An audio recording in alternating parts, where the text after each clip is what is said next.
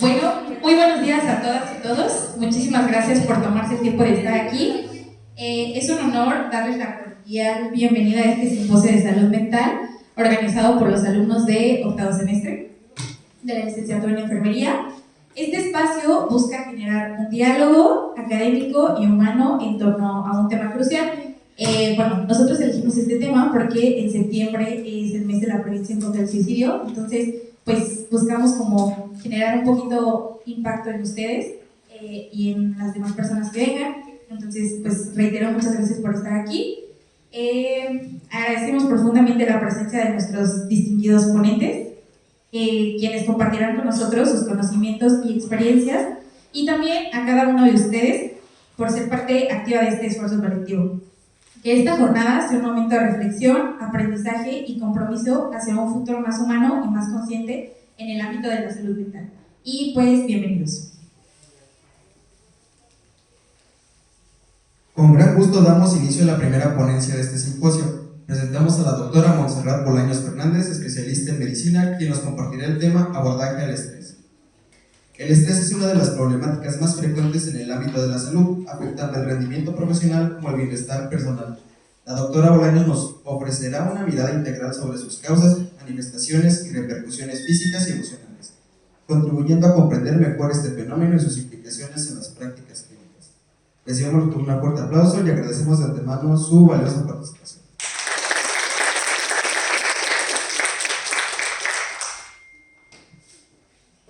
Buenos días, chicos, ¿cómo están? Bien.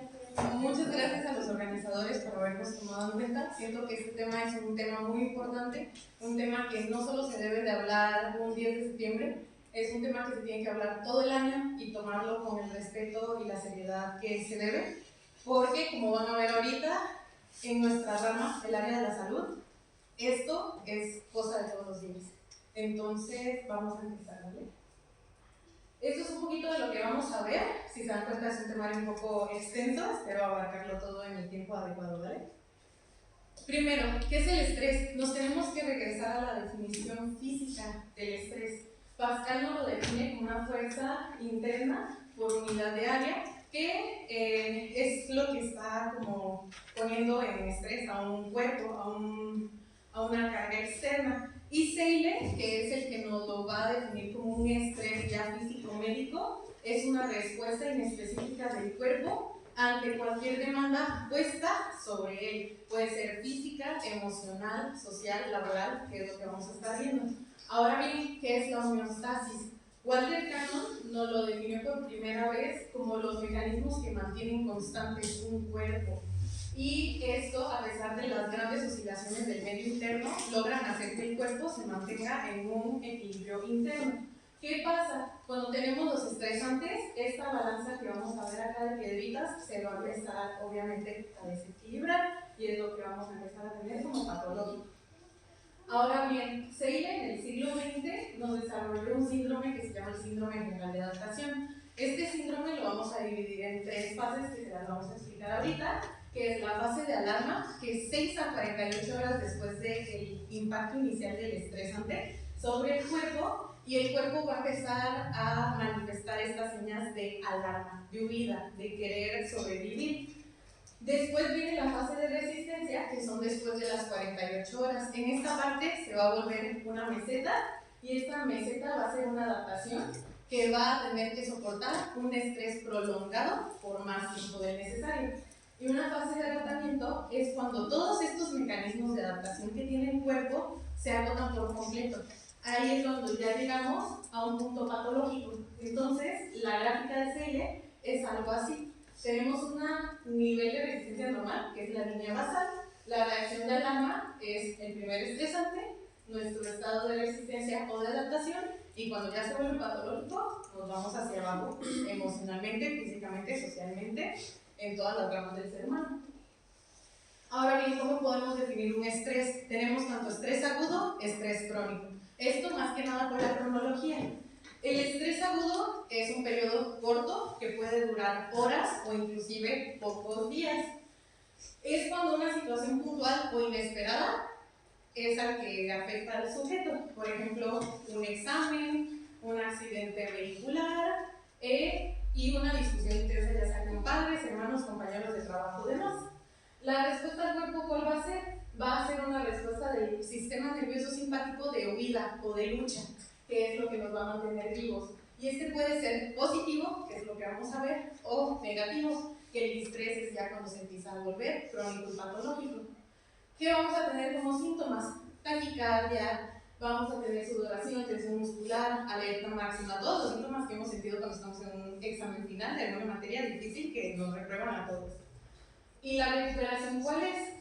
Es normalmente basal, o sea, después de que quitamos el estresante, el examen que nos dijeron si pasaste, que nos dijeron todo como el accidente estuvo bien, quitan el estresante y en ese momento el cuerpo vuelve a su estado basal y pues ya quitamos el estresante.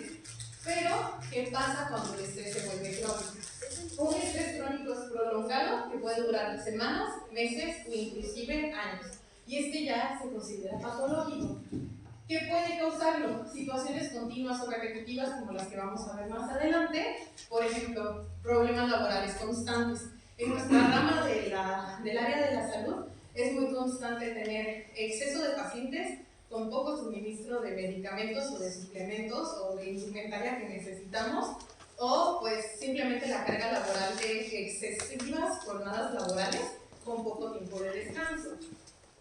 ¿Cuál es la respuesta del cuerpo? Esta ya va a ser una activación sostenida de un eje que se llama hipófisis, hipotálamo, hipófisis suprarrenal, que lo que va a hacer es de manera crónica estarnos produciendo cortisol. Entonces el cuerpo al tener exceso de cortisol va a estar en un estado de alarma crónico persistente.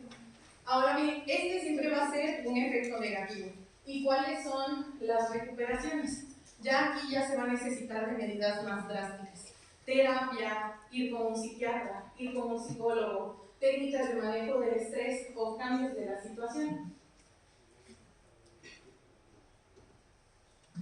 No, ok, y les decía que teníamos estrés bueno y estrés malo. El eustrés es el que denominamos estrés positivo.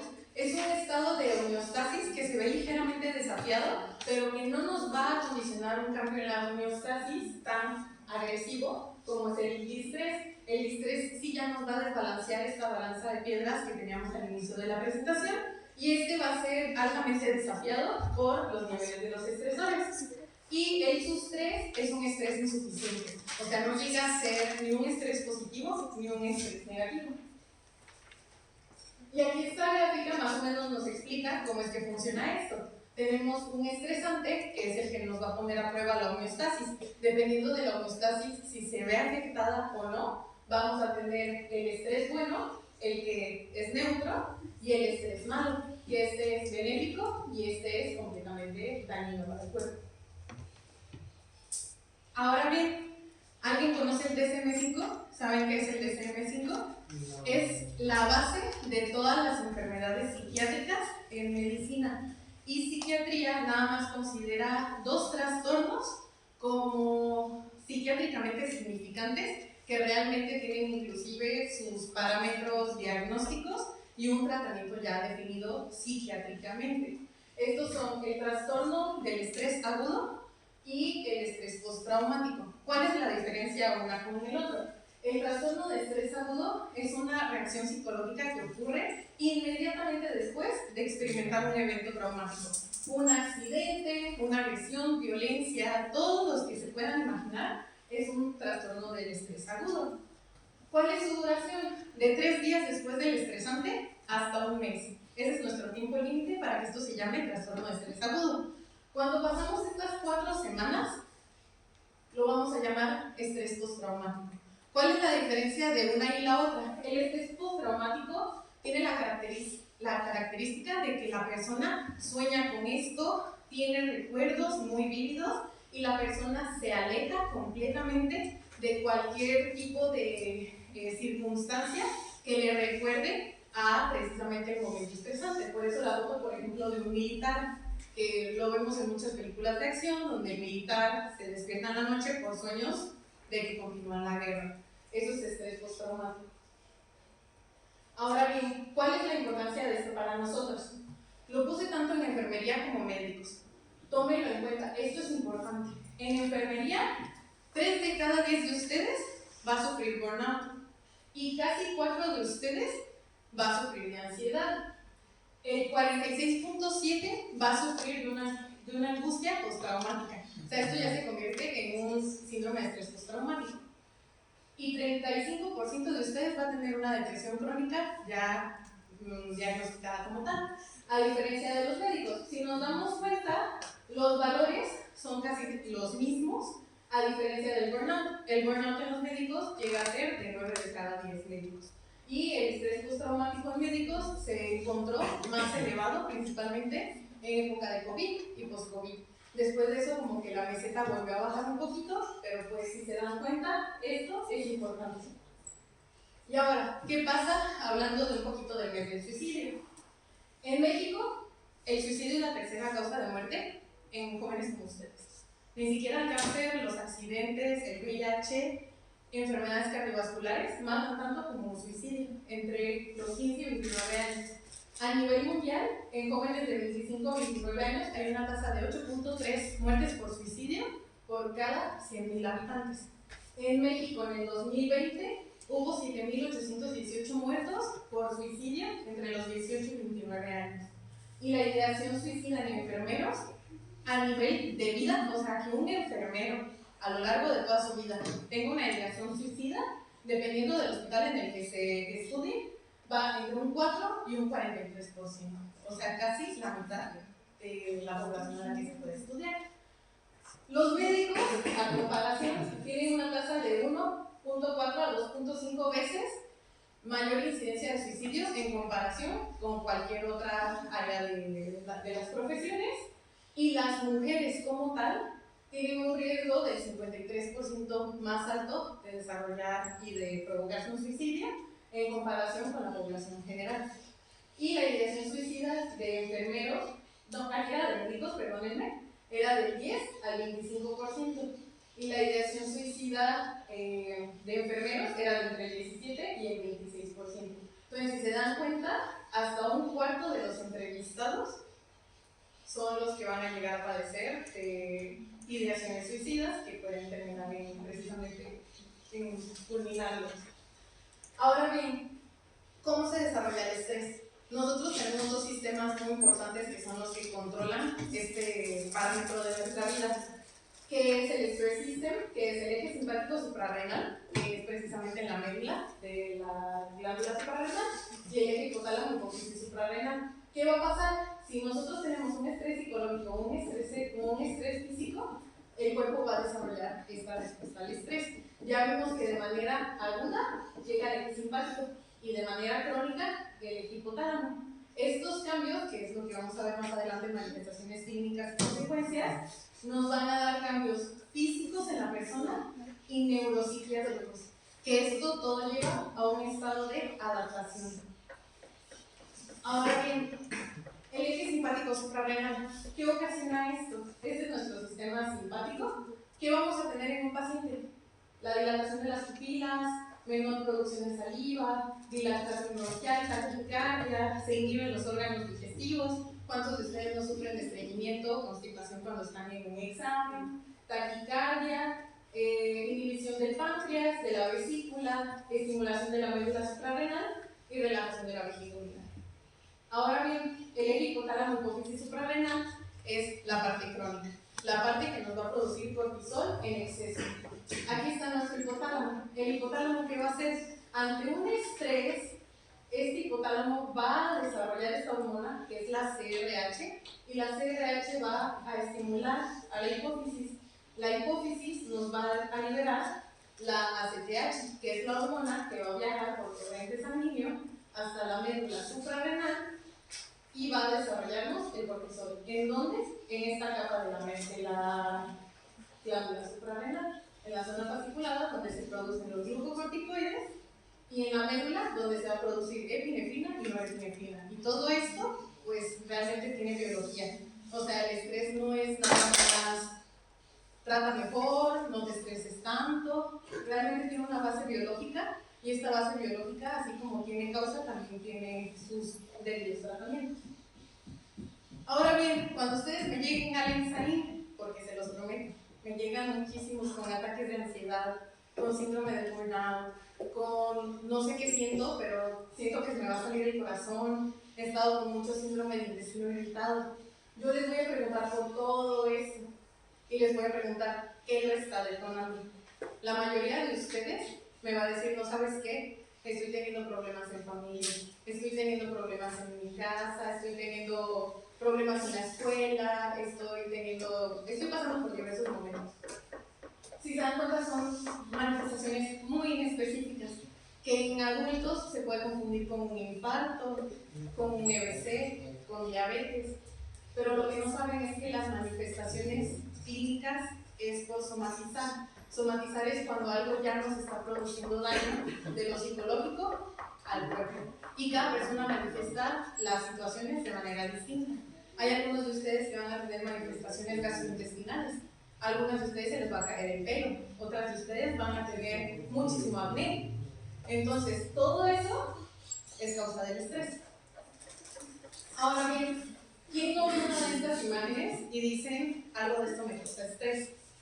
El tráfico de 5 de febrero, hacerse 40 minutos a la escuela, las inundaciones de Querétaro de hace 2 semanas, la quema de la pipa de Ciudad de México, el narcotráfico, la organización criminal, el trabajar largas horas en un hospital, el duelo familiar, las guerras, la pobreza, la ansiedad ya diagnosticada, el tener un diagnóstico, un examen, divorcios, mudanzas y violencia intrafamiliar, todos estos son un poco de ejemplos de lo que son todos estos.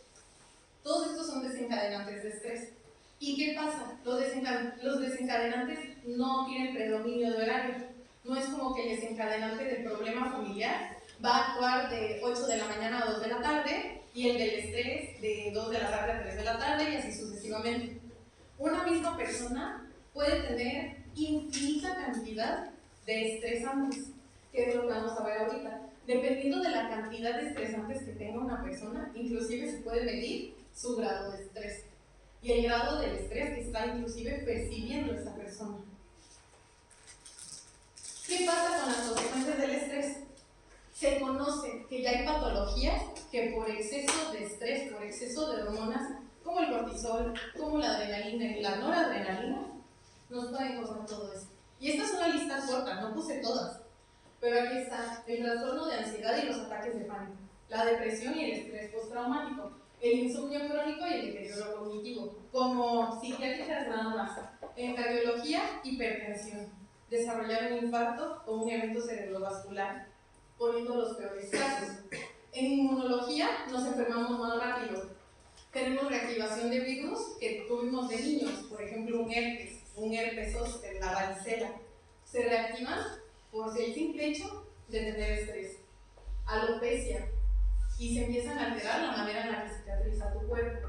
En endocrinología, de lo más común, desarrollan diabetes, resistencia a la insulina, pueden desarrollar trastornos menstruales, síndrome de ovario poliquístico, hipo o hipertiroidismo, aumento de peso o disminución de peso dependiendo de cómo sea su metabolismo. Gastroenterología, gastritis, colitis, síndrome del intestino irritable y dispepsia, que ya es como la manifestación más grave de una gastritis.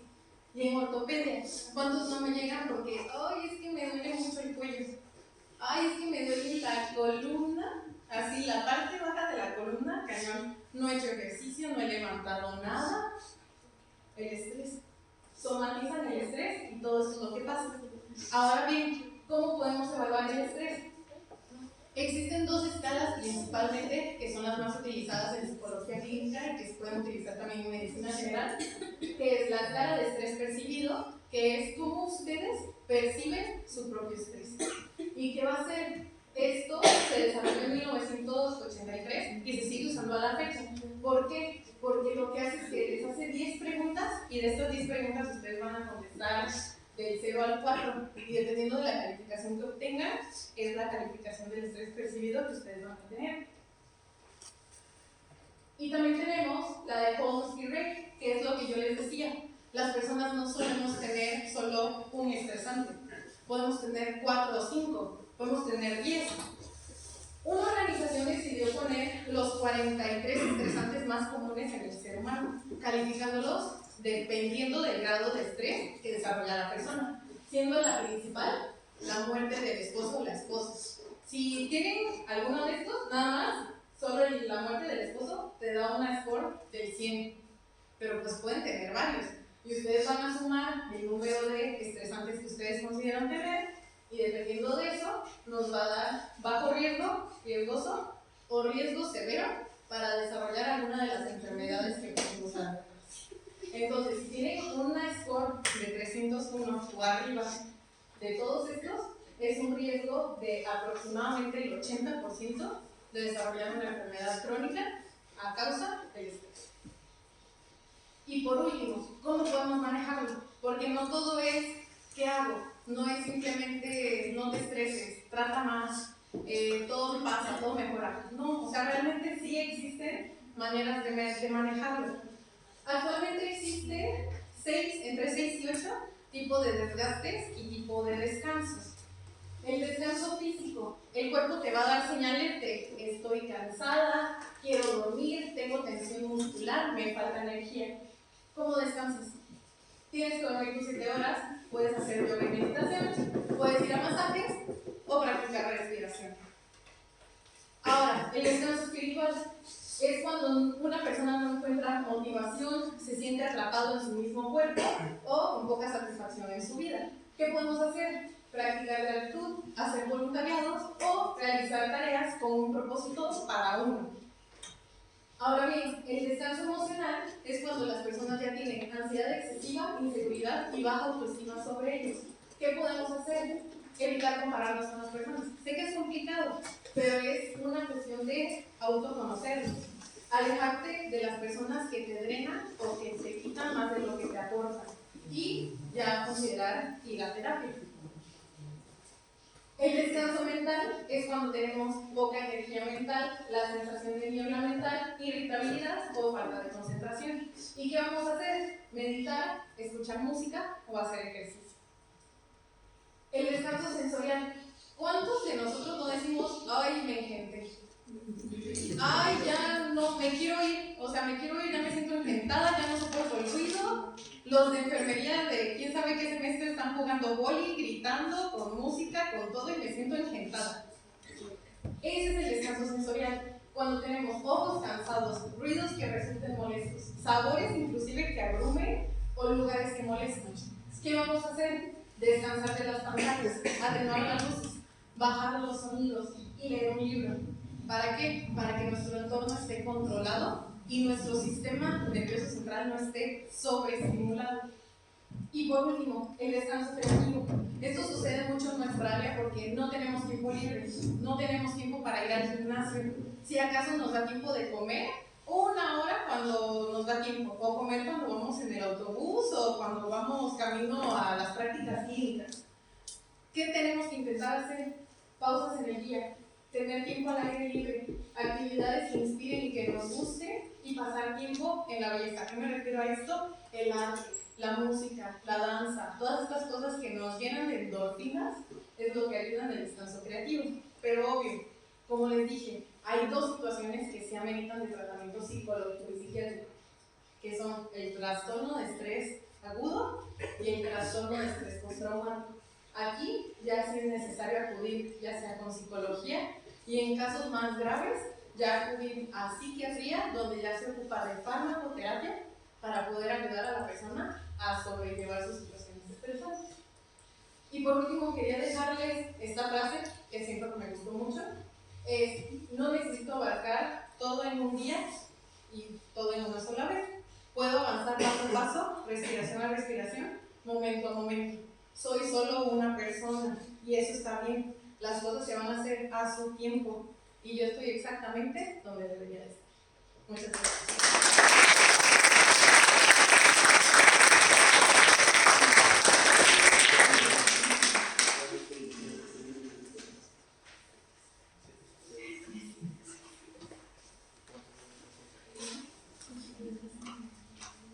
Agradecemos a la doctora Bolaños Fernández Montserrat por su valiosa participación que enriquece este simposio, y también le vamos a dar una constancia por participar en este simposio universitario.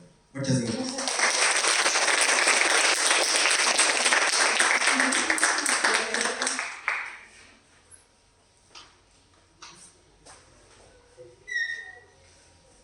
A continuación, damos la bienvenida al profesor Ricardo Alejandro Reyes Cervantes, experto en tanatología, quien abordará el tema el impacto del duelo en la salud mental del personal de enfermería.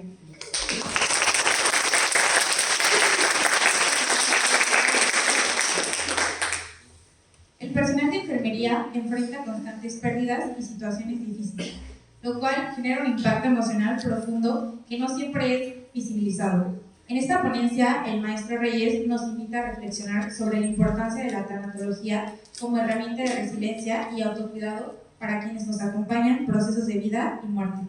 Le agradecemos de corazón por compartirnos su experiencia y su conocimiento en un tema tan sensible y necesario.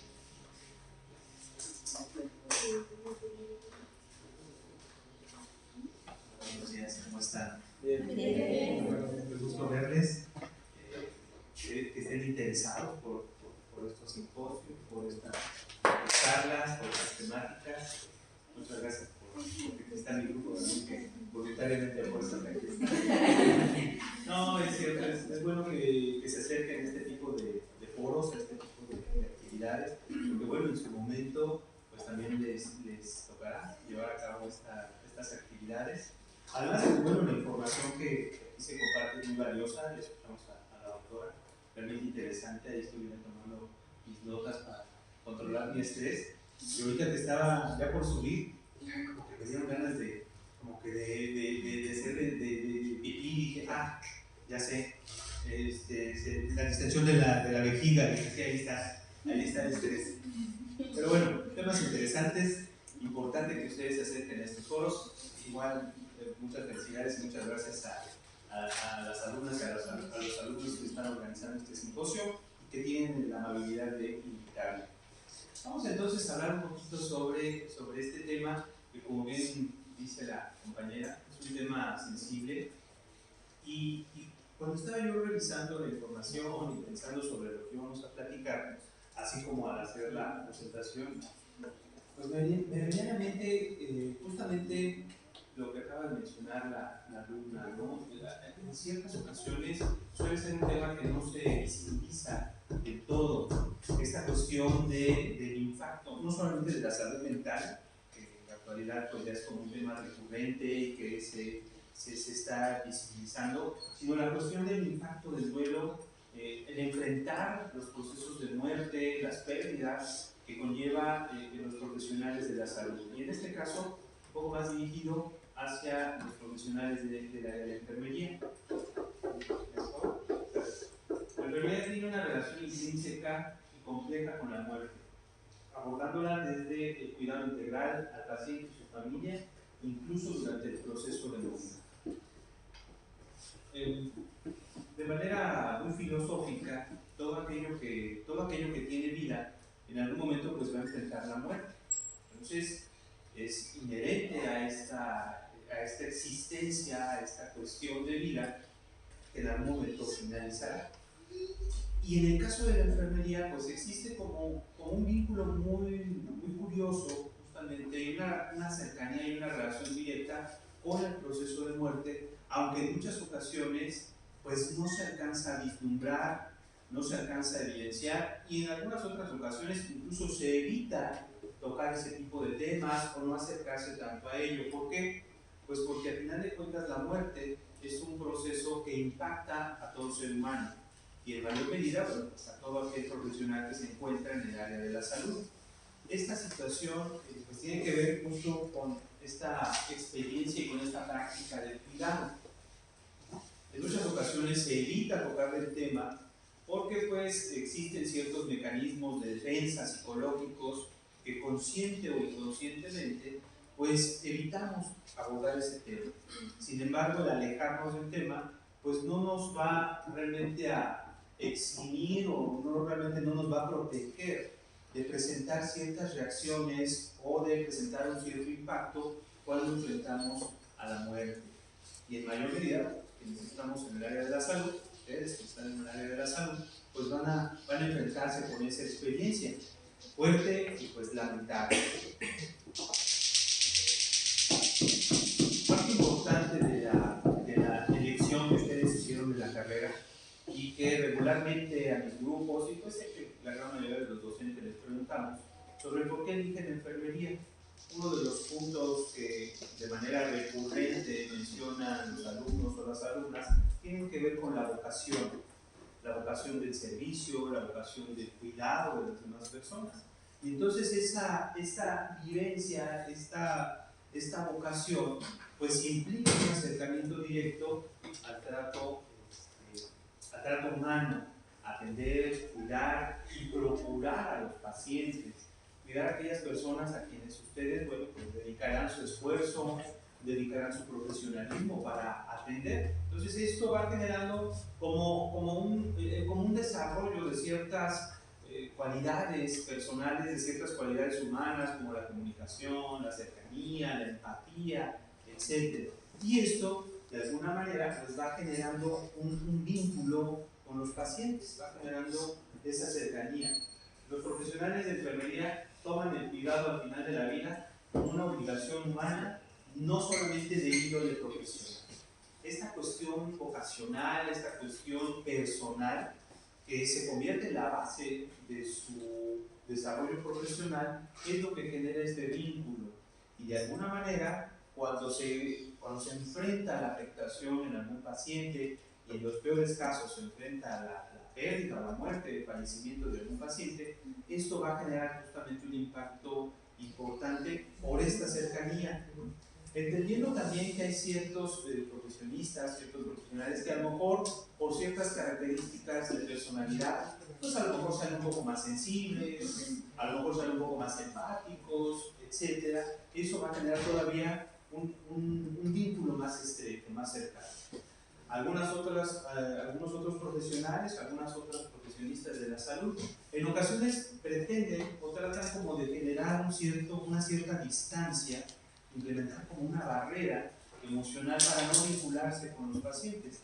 Sin embargo, el trato humano siempre va a establecer, si no una cercanía emocional, sí va a establecer una cierta cercanía en el proceso de enfermera, enfermero, paciente. Ya desde ahí esa relación establecerá un vínculo psicológico, quizás no emocional en su totalidad, sino que a nivel psicológico. Entonces, esta experiencia de la vocación, de la práctica del cuidado, pues ya nos va implicando con las y con los pacientes.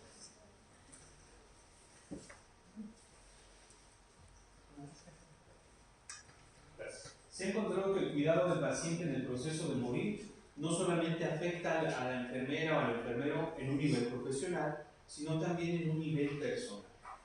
Este vínculo que tenemos, esta cercanía que tenemos con los pacientes, va a generar justamente un impacto poco favorable, poco agradable, cuando nos enfrentamos quizás a pacientes que en algunos momentos a lo mejor se les dé algún diagnóstico adverso, algún diagnóstico terminal, o enfrenten algún tipo de pérdida durante su proceso de salud de enfermedad. A lo mejor la pérdida de alguna función, la pérdida de algún órgano, de alguna extremidad, etc. Eso nos va sensibilizando, nos va generando una cierta reacción de impacto cuando enfrentamos estas circunstancias en los pacientes.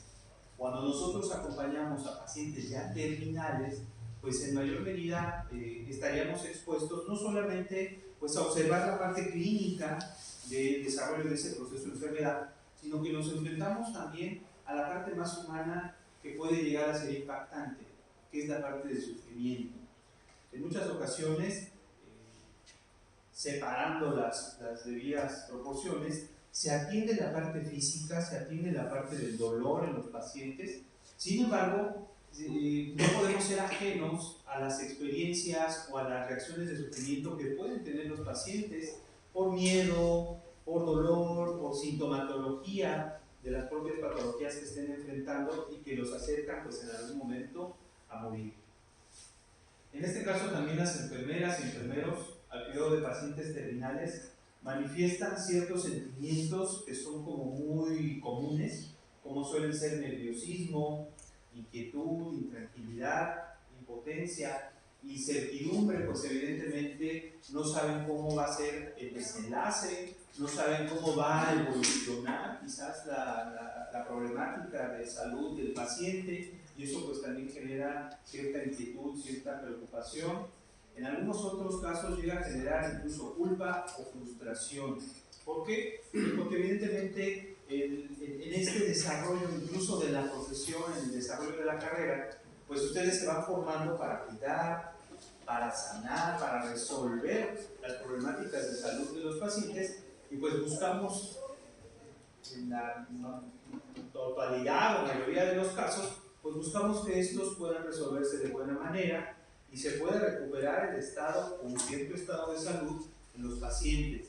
Ahora, estos estados de incertidumbre, de culpa o frustración, pues tienen que ver también en muchos casos con esta búsqueda de salvaguardar la integridad de los pacientes, este genuino interés que se tiene por las personas y por la vida de los pacientes. Por eso mismo es que se van generando estas reacciones psicológicas y emocionales cuando nos enfrentamos ante este tipo de eventos. Como bien mencionábamos hacia el inicio de la ponencia, en muchas ocasiones pues no se tiene como tan evidente, no se tiene tan a la mano, porque pues en primer lugar no es lo deseable ni tampoco lo que se esperaría al atender a los pacientes. Etimológicamente la palabra duelo proviene del latín dolus, que significa dolor. Quiere decir también esto que cuando nosotros enfrentamos un evento de pérdida, cuando enfrentamos una carencia, una ausencia, vamos a desencadenar, vamos a desarrollar una reacción que se denomina como el duelo. El proceso de duelo lo va a enfrentar el personal de salud, en este caso el profesional de enfermería. ¿Por qué? Pues porque al enfrentar la atención de los pacientes, pues en estos casos podemos enfrentar pues esta incertidumbre, esta inquietud, sobre todo en pacientes terminales, y en algunos casos cuando ya fallece el paciente, pues ahí estaríamos teniendo esta pérdida, que si bien no es de una persona cercana, siempre atestiguar o acompañar el fallecimiento de un ser humano es impactante. Por lo cual, en algunos casos, en mayor o menor medida, los profesionales de la salud, pues lamentablemente vamos a desarrollar estos procesos de duelo. No quiere decir que sean enfermedades ni que sean trastornos, son reacciones naturales que va a presentar todo ser humano cuando enfrenta este tipo de eventos.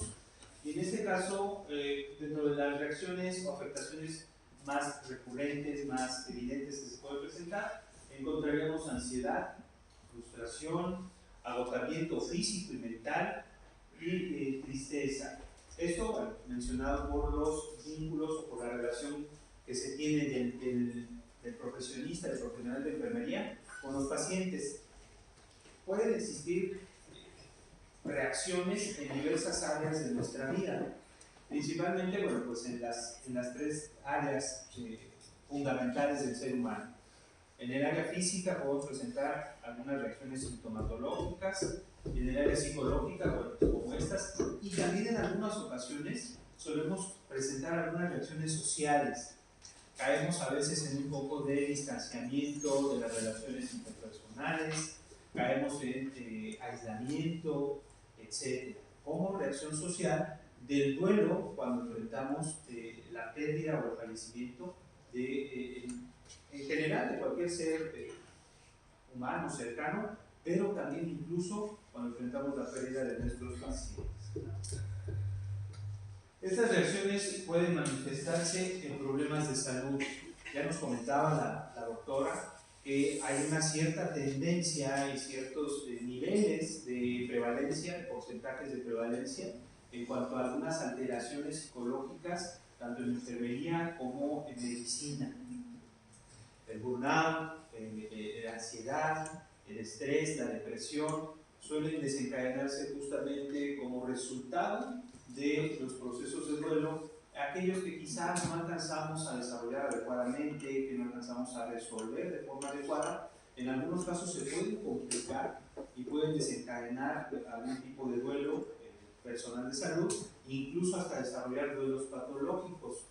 Y también las pérdidas y los procesos de duelo pueden favorecer la presencia de algunas otras alteraciones. Como ya lo mencionaba la autora, una de las principales afectaciones que presenta el personal de salud es el desarrollo de burnout, el desarrollo del desgaste profesional por el cuidado de los pacientes. Las vivencias de duelo, las vivencias de pérdida pueden ser un factor de influencia también que desencadenan o ayudan a desencadenar burnout en el profesional de salud.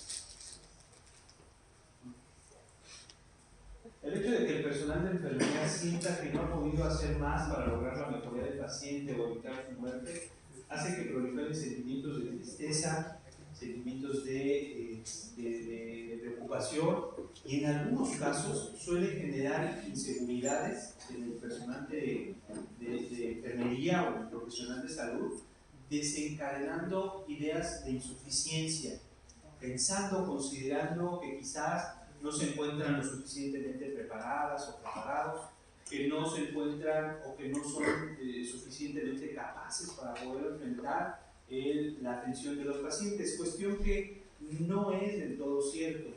¿Por qué? Porque al final de cuentas dependemos, o depende también del propio paciente, de sus características, de la patología que está enfrentando, y en algunos casos, cuando son ya pacientes terminales, pues realmente no hay una forma quizás de revertir esa patología o ese proceso, sino que más bien se da ya el objetivo de acompañar y de cuidar al paciente, a lo mejor con los cuidados paliativos, para disminuir el sufrimiento y el dolor en el término de su vida. Así. Ahora, también es importante considerar que ciertas características de los pacientes también van a generar, van a influir en mayor o menor medida justamente en la presencia de estas reacciones de duelo o estas reacciones de impacto en el personal de salud, como por ejemplo características de la edad en los pacientes que fallecen. No es lo mismo cuando fallece un infante, un niño, una niña, un joven o un adulto mayor, va a tener implicaciones diferentes en el personal de salud, en el personal de enfermería, y esta condición o esta característica de las condiciones del paciente, o incluso la forma en cómo se da en términos de la vida del paciente, también puede ser impactante, ya sea a lo mejor por alguna enfermedad crónica, por algún desarrollo prolongado de la enfermedad que lleva a la muerte, o en algunos casos por una muerte súbita, una muerte violenta. Eso también va a generar un impacto diferenciado en las reacciones de duelo del profesional de enfermería. Y pues lamentablemente también un evento que va a generar un impacto fuerte en el personal de salud, pues es cuando se acercan o enfrentan la primera defunción, ya sea de su paciente, o cuando se enfrentan a la cercanía con un primer fallecido.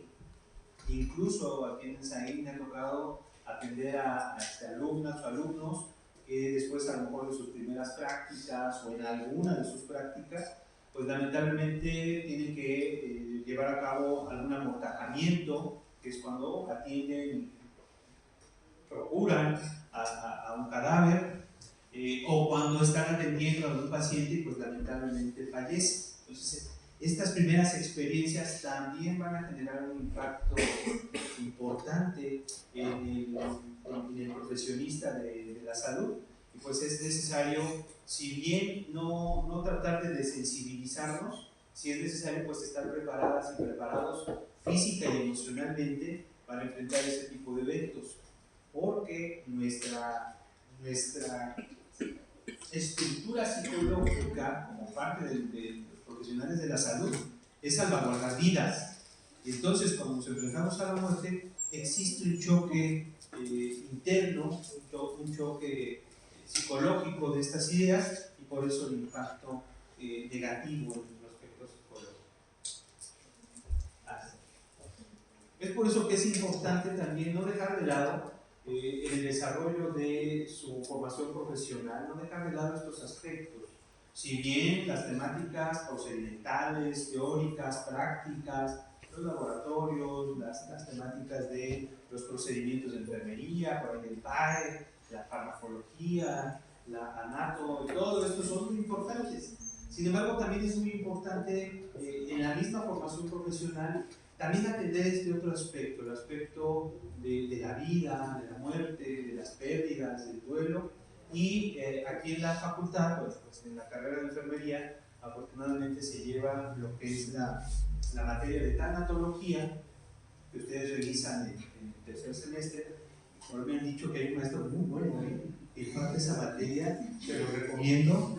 Creo que lo tuvieron ustedes, ¿no? Un maestro, entonces, muy bueno. Entonces, es importante que se tenga esta formación. Más adelante también hay también foros en los que se puede uno seguir especializando o seguir trabajando en esta área. Por ejemplo, aquí en la facultad pues tenemos el área de educación continua, tenemos el diplomado de tanatología también, que ayuda mucho a formar en ese sentido. Y es importante no dejar de lado, porque esto nos ayuda a tener una formación más integral, sin dejar de lado este aspecto que también es importante.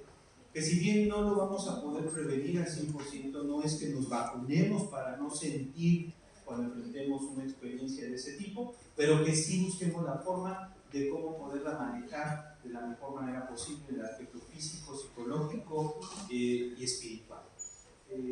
Les agradezco mucho una vez más y importas porque eres tú hasta el último momento de tu vida. Muchas gracias. Si hay dudas o preguntas, ¿es el momento o al final del...? ¿Sí? ¿Sí es el momento? Okay. ¿Dudas o preguntas? Ay, esas tímidas. ¿No? Muchísimas gracias.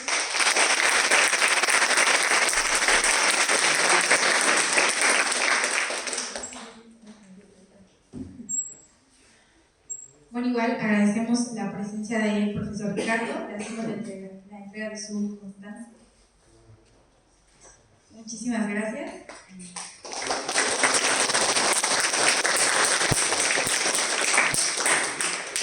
Igual chicos, ahorita para que no se duerman, vamos a hacer un pequeño descanso de unos 10 minutitos. Allá afuera tenemos un pequeño coffee break en el que ustedes pueden agarrar una agüita, un juguito, sandía, lo que ustedes necesiten. Y nos volvemos aquí en 10 minutos, ¿va? No se vayan.